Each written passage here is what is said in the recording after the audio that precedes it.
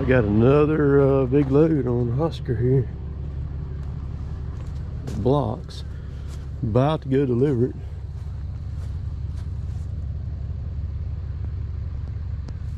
I ain't got to go forward this one at all. It's just right up the road from me.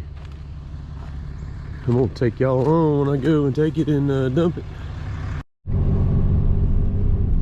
So we're eastbound with it now. Gotta go run this loop. And we're fixing to hammer the 4-lane here.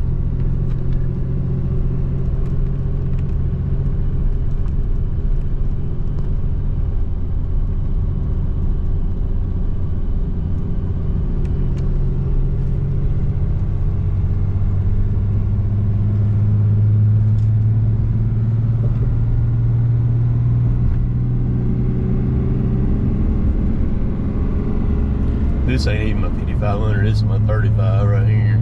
And these trucks just pull. This one has 342 gears in the rear end of it, so it's got in it. It still pulls like crazy. It does have the Ison transmission in it. It doesn't have the normal Dodge transmission. We're about to cross the state line. It's right around this curve right here. In Alabama. So I live right on the state line, just in the edge of Mississippi, about a quarter mile from it. See, we're running 75 now. We just shifted into 6th gear just then. I think it's about 10 miles over here or so, something like that. The trailer's like glass back here, man.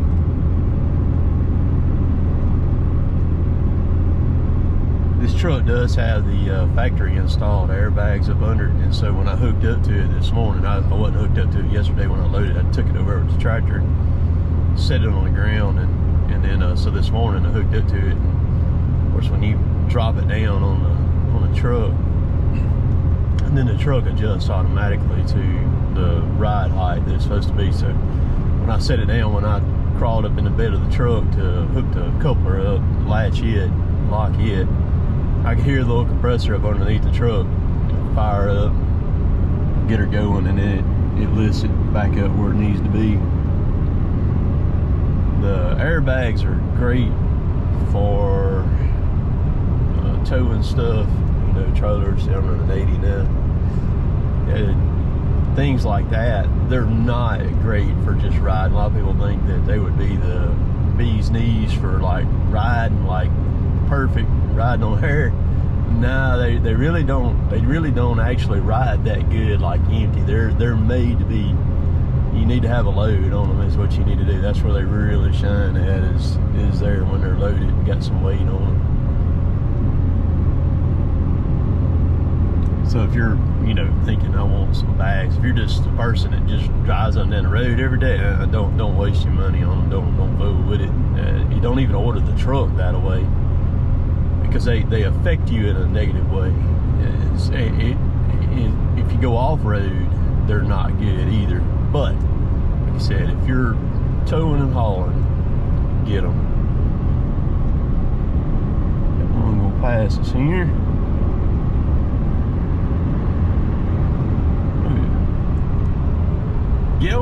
Get 3 mile marker. We're still struggling at 80.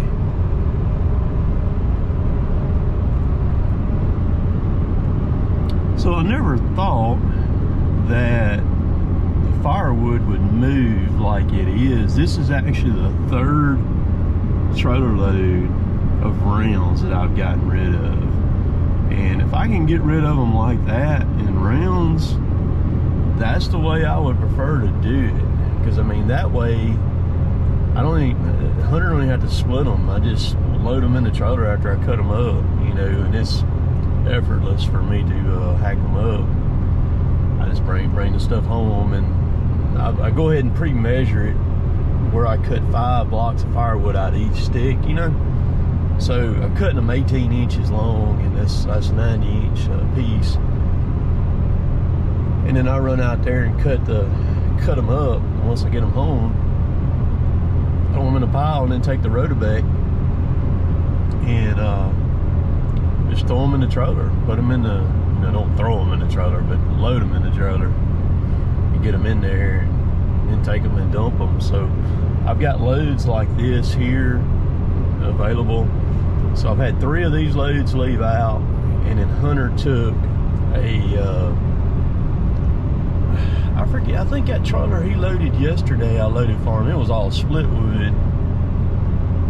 It was, I think that trailer's 14 foot long, I believe. Loaded it, actually today's Wednesday. I loaded it Monday. And so yesterday he came before I loaded Oscar back here, and I loaded, I think it's an 18 foot trailer of split wood. I mean, it rounded it up 18 foot.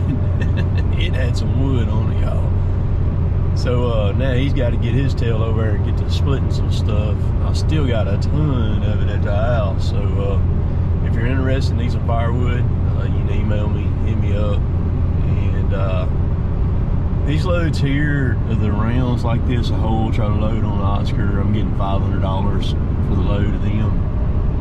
So if you want them, come dump it, as long as it ain't too far.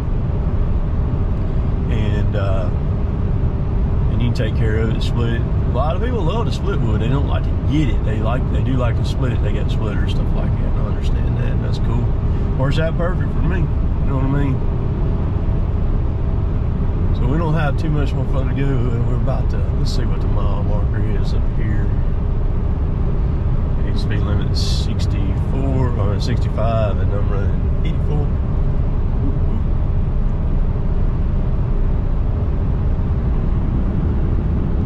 Those 7 mile marker, those 16 ply tires back there, man, them things are legit, dude.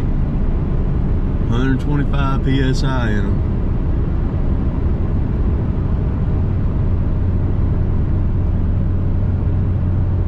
Still like glass, even because this road's got some stuff in it, man, where it's kind of the still smooth, slick, man.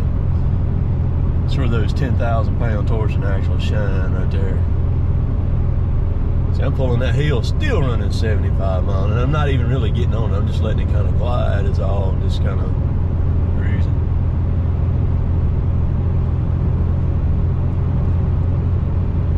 Mile marker. I think we got about 2 more mile markers to go. I think they're at about the 10 mile marker.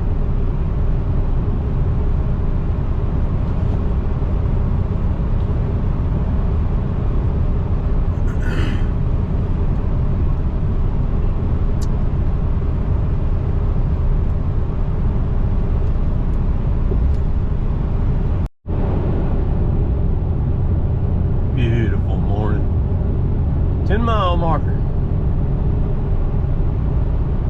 Metal sides put on I here? do, yeah. Is that for your Chipping. Yeah, chipping, yeah. You do a bunch of that too? I do. Yeah, I do. I'm fixing to put them back on too here coming up. They'll be going back on. I think that's the only piece of non-oak that's on is that little hickory right there. I throw one hickory on there.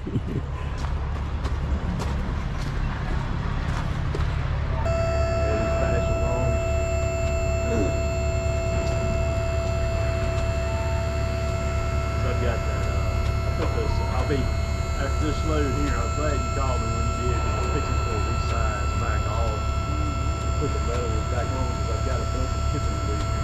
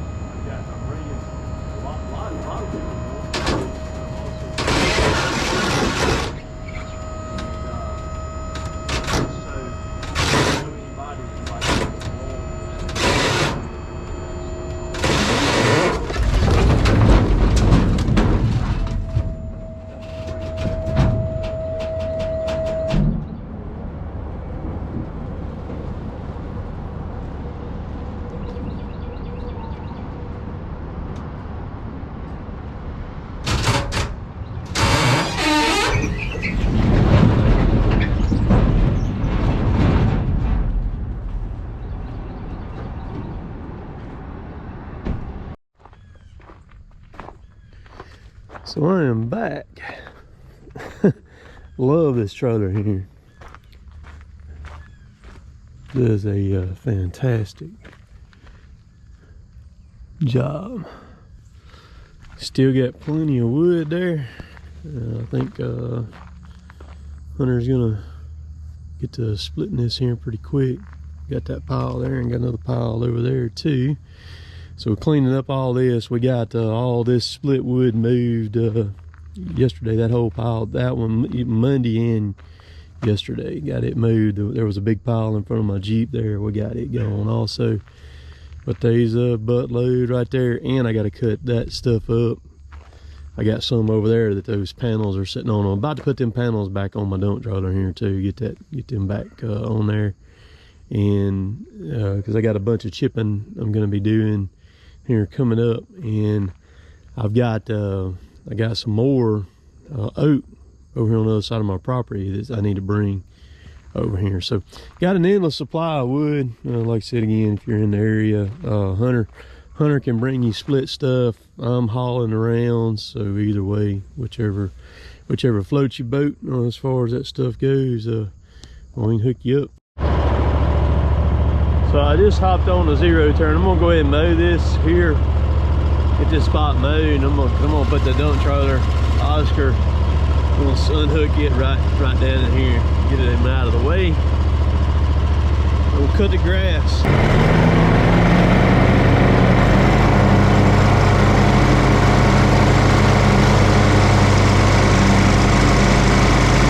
Oh boy, here we go. Watch the camera.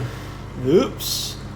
It's still hanging there right now though. It's done flipped over backwards, and here in just a second the camera's fixing to fall off on the ground, and luckily I was keen enough that I seen it when I was coming back making passes, and I did not run off of it, so this hang tight.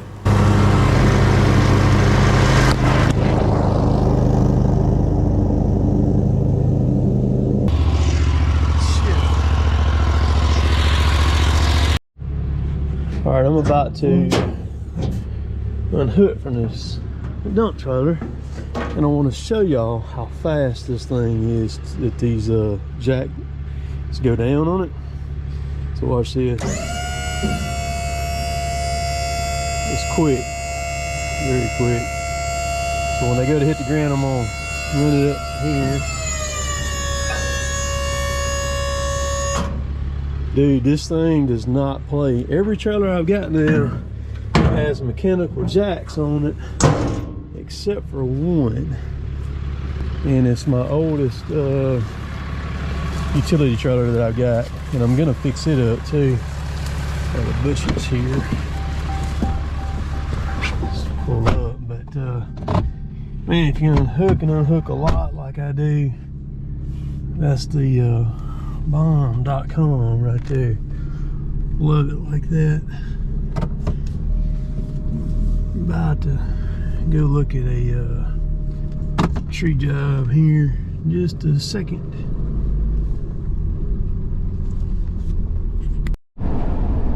I got lucky I didn't run over and kill this camera a while ago. I happened to see it when I turned around on the mower to come back. I guess it was vibrating so much back here on the back of the mower where I had it clamped out, it vibrated the thumb screw out of the mount and fell off, so thank goodness didn't run over. But yeah, I'm about to head out here to just a little bit west of me here to look at a tree job there and quote it. It's actually, the guy's doing it right. It's a lot, and he has not built on it yet, and he knows he's got to have trees taken down. He just needs some help and guidance on what he wants to do. So he's already reached out to me, which is a good thing, because it won't cost him near as much money to get these trees down now before he builds a house. It's where a lot of people make some mistakes at when they build up in the trees. Trees are pretty, they help you on your electricity bill and stuff like that as far as the shade, but you got to be careful because they can cost you a lot of money down the road in the form of foundation problems, slabs, stuff like that. So we're gonna ride out here. Got my glasses today. Last 2 days I have left my glasses in my dang Jeep, and I hadn't had them, and it's been about to kill me in the woods out and about. So got them on today. All right, we'll be back. All right, so this is a job that I just looked at. I've had people ask me about how I go about this, and I'm just going to kind of hit the high spots on what's going on here. This is a lot, a vacant lot. This gonna have a house built on it here shortly, and the property owner wants it carved out where the footprint of the house is going to be and the garage is going to be. So he knows, and he's doing it smart, because he's going ahead and going to work these trees before there's anything here. And that's a big mistake that a lot of people make, is they go ahead and put the house in, then they have to deal with the trees. Well, when you do that, then the cost of what you're going to do goes up substantially more. The other thing too is trees and houses don't work together. You need a buffer between a tree and a house. Mainly roots can ruin a foundation on a house, and I'm going to show you what I'm talking about here with this big giant post oak right here, what it's doing on the back side of it. So you want to go ahead and get that fixed. And like I said, this guy here is really smart on doing it. This tree's coming down. It's no good. I'm going to tell you, it looks good from this side, but you can see it's got a lot of rot in it, a lot of dead pieces in it. It's the tree's done its thing. I mean, this tree is probably over 6 foot diameter at the stump, easy. It's a large one. But you can see on the back, the whole center of it's rotted out. See, it's gone. All right, look at the mound right here that the stump and root system is puckered up out of the ground. Those roots, if you notice, look at the ring all the way out, how much this tree area is taken out. These roots probably run all the way out to here, over in here, I'm sure, maybe even a little bit further out than this. Those roots, man, they'll pucker that slab. They'll get up under it and they will really damage it. Not only that, but the limbs and the leaf debris and all that, they will ruin a roof. A house needs to dry out after it gets rained on, and especially during the wintertime, frost on it and all. So this tree right here is definitely going to come out. So what I've done is I've priced this tree to take this tree down. There's nothing here for me to hit or anything like that. So that's one price on that tree. Then we're going to pretty much take everything down through here.